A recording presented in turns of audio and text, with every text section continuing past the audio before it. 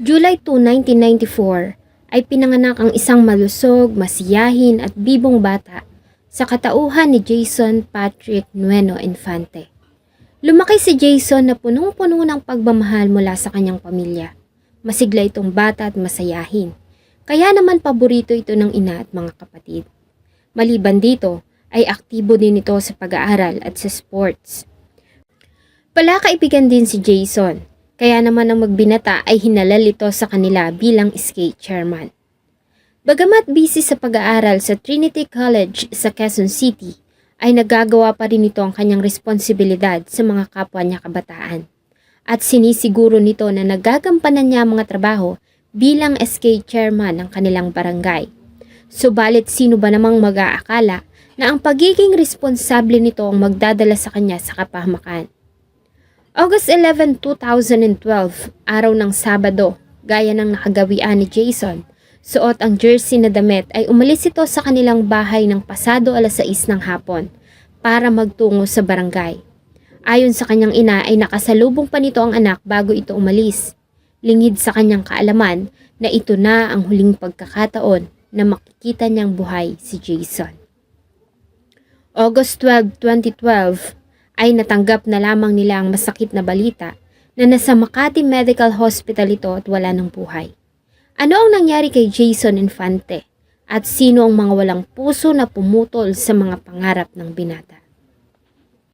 Bago ko po ipagpatuloy ang ating kwento, sa mga bago po sa channel ko at nais sa mga ganitong klase ng kwento ng krimen na nangyayari sa loob at labas ng ating bansa ay maaari pong pakipindot ang ating subscribe button at notification bell para ma-notify kayo pag may mga bago tayong upload na videos. Sa pinagsamang salaysay ng mga kaibigan, SK Kagawad at volunteers ng City Rescue members ay nagawa nilang malaman ang nangyari noong August 12, 2012. Ayon sa kanila, ang grupo ay nag-aayos ng mga relief goods na ibabahagi para sa mga binahan nilang kabarangay at ginabi na sila ng matapos. Dahil sa pagod ay napagkasunduan ng grupo na magmerienda muna sa malapit na tindahan bago sila umuwi. Past midnight na habang nagmemeryenda sa harapan ng isang tindahan sa barangay Valenzuela, Makati City nang dumating ang magnobyo na sila Eduardo Suravilla at Catherina Escobar. Sa hindi nila alam na kadahilanan ay tinitigan sila nito ng masakit at nanlilisik ang mga mata.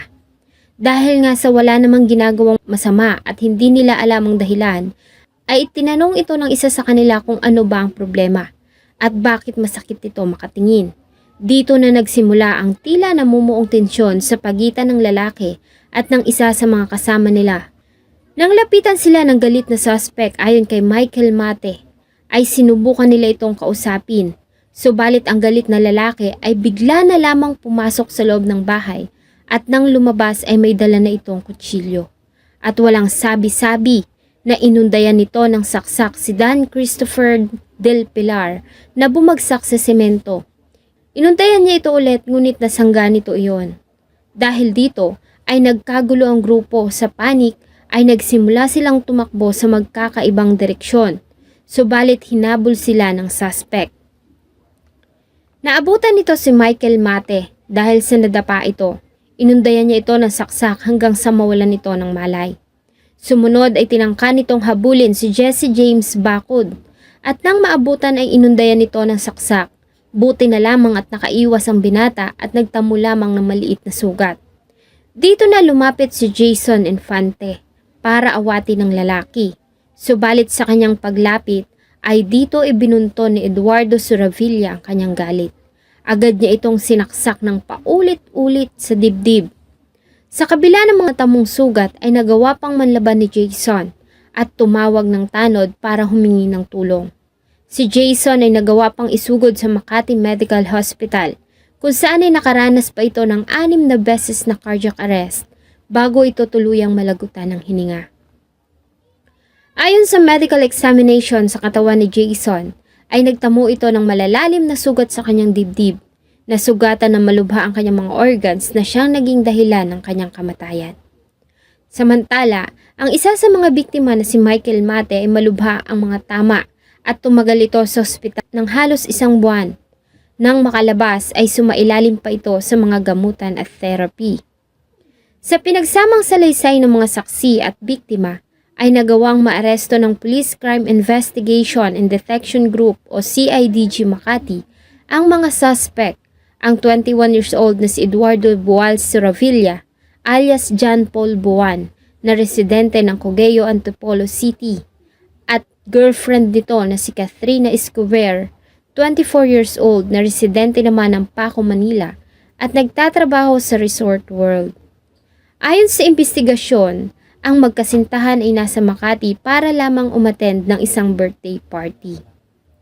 Ang kutsilyo na ginamit na murder weapon ay napasa kamay din ng mga investigador. Nang maaresto ay itinanggi pa nito ang ginawang pagpatay, subalit kalaunan ay umamin na din ito sa ginawa.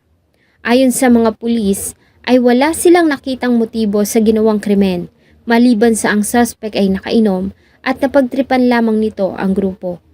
Maliban dito, napag-alaman din nila na ito ay may mga pending na kaso ng pagpatay sa Manila at miyembro din ito ng Sige-Sige Sputnik Gang. Dahil sa mga nakalap na mga ebidensya at sa mga salaysay ng mga biktima at witnesses, ang dalawa ay sinampahan ng isang bilang ng kasong murder dahil sa pagkamatay ni Jason Infante. Isang bilang na frustrated murder dahil sa pagkakasaksak nito kay Dan Christopher Del Pilar at attempted murder naman dahil sa malalalang saksak na natamo ni Michael Mate.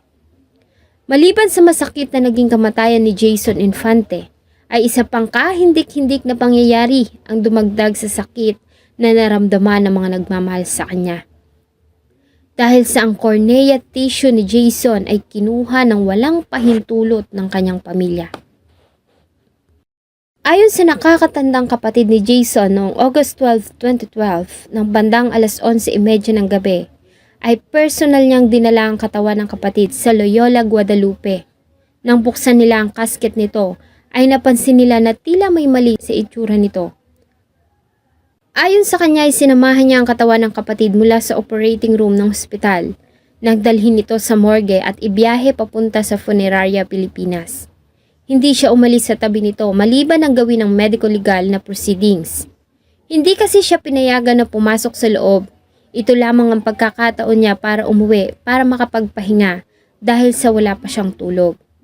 August 13 kinabukasan ng bandang alas 9 ng umaga ay itinalaga siya ng pamilya para maging representative sa pagsasampa ng kaso laban sa mga suspects at natapos ang proseso ng bandang alas 12:30 na ng tanghali. Kasama ang isang kaibigan ay nagdesisyon silang silipin ang kapatid na si Jason. At dito na nga niya napansin ang kakaiba sa itsura ng kanyang kapatid. Ibang-iba kasi ang mukha nito kumpara ng iwan niya ito sa Funeraria Pilipinas. Kapansin-pansin ang mga malalim at lubog nitong mga mata gayong normal na malalaki ang mata ng kapatid. At ang kutob na iyon ng kuya ni Jason ay nakumpirma nang makausap nito ang kanyang ina. Ayon dito ay una na nilang napansin ang kakaiba sa itsura nito. Kaya naman kasama ang embalsamador ay binuksan nila ang mga mata nito sa Loyola, Guadalupe. At sa kanilang pagkagulat ay nalaman nila na wala na yung mga mata, sa halip ay tanging mga plastic na artificial eyes na lamang ang laman noon. Dahil dito ay agad nilang tinawagan ang may-ari ng Funeraria Pilipinas na agad namang nagtungo sa wake ni Jason para magpaliwanag. Ayon sa kanya ay wala silang alam sa nangyari. Maging ang iBank Foundation at Scene of the Crime Operatives doctors na nagsagawa ng autopsy ay nakipag-usap sa pamilya tungkol sa issue. Ayon sa kanila, sabi sa Republic Act 7885 ay maaari nilang kunin ang mata kahit na walang consent ng pamilya, na hindi pinaniwalaan ng pamilya ni Jason kaya naman isinangguno nila ang problema sa abogado. Ayon sa batas kasi, before sila mag-remove ng cornea, they have to see to it na walang kamag-anak, walang nagkiklaim sa body. Dapat they have to exhaust all the remedies to locate the family or any relative within the 12-hour period. We believe na ginawa nila ito without the knowledge of the family, samantalang nandoon yung family.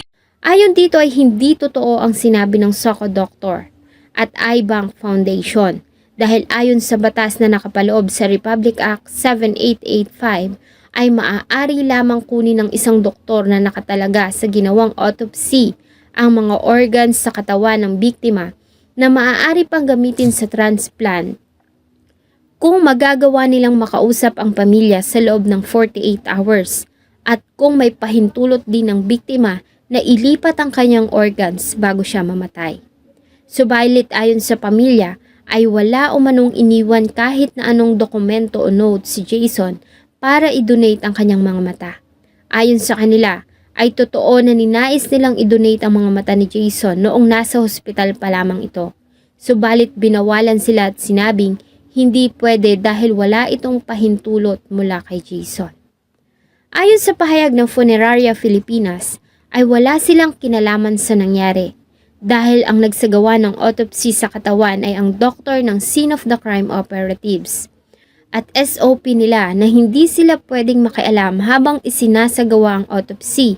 Doon sa morgue, umalis yung technician, so naiwan lang yung lalaki doon sa loob. Nilagyan niya daw ng, parang tawag niya, para daw yung pang-dentist, katawag niya parang dental beam.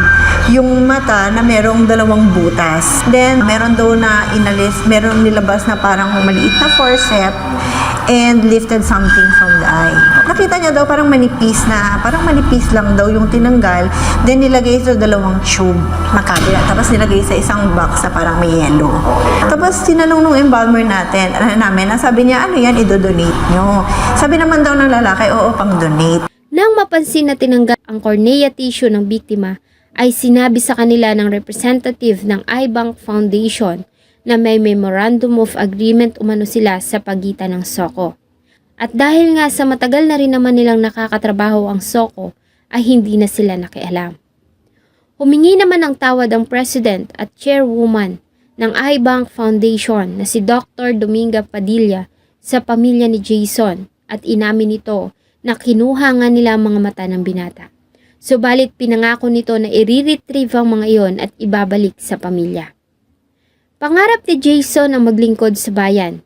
Siguro kung hindi nito sinapit ang masakit na katapusan, ay isa na itong magaling at responsableng leader ng kanilang lugar. Hanggang ngayon ay bakas pa rin sa pamilya ni Jason lalo na sa kanyang ina ang pangungulila sa kanya. Patuloy pa rin kasi nitong inaalala ang anak sa mahalagang araw sa kanilang mga buhay. At ayon sa kanya sa isang post sa social media, ay hindi siya titigil sa pagluha at pangungulila dito hanggang sa araw ng muli nilang pagkikita. Infante, I'm age 16 years old. Ay, sorry. Ay, wala ako, kailangan. Sorry. I'm 16 years old. Salamat po sa inyong patuloy na pagtangkilik ng atin pong mga videos. Huwag niyo pong kalimutang mag-iwan ng saloobin at suggestion sa atin pong comment section. Sana po ay samahan niyo po akong muli sa susunod pa nating mga episodes. Thank you so much po and see you on my next video.